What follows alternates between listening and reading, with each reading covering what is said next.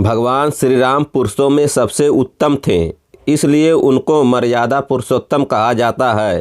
ये एक आदर्श व्यक्तित्व वाले पुरुष थे। वह एक धनुष और एक कवच धारण करने वाले थे। उन्होंने एक पत्नी व्रत भी धारण कर रखा था। उनमें इस तरह 16 गुण थे। 16 गुणों के अलावा वे 12 कलाओं से युक्त भी थे। भगवान श्री राम 12 कलाओं से युक्त व्यक्ति थे।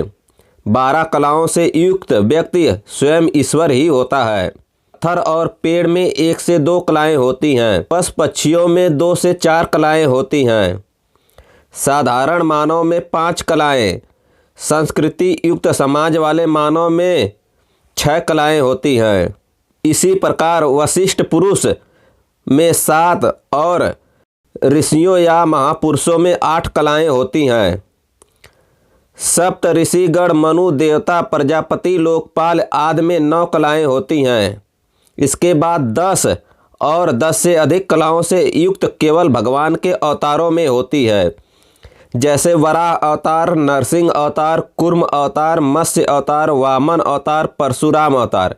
इन सभी अवतारों में 10 से 11 कलाएं थीं। भगवान राम 12 कलाओं से तो भगवान कृष्ण 16 कलाओं से युक्त हैं। यह चेतना का सर्वश्रेष्ठ स्थान होता है।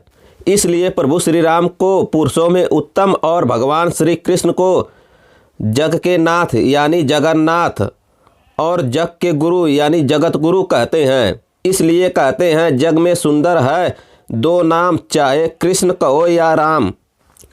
भगवान राम के 16 गुण इस प्रकार हैं।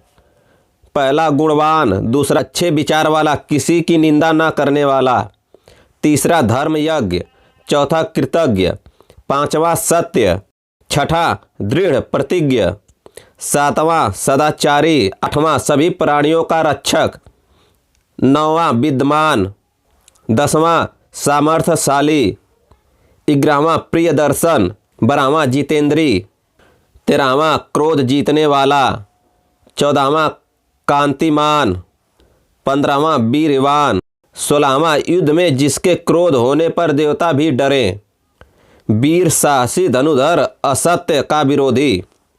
इसलिए कहते हैं कलयुग में राम का नाम श्री राम से भी बढ़कर है।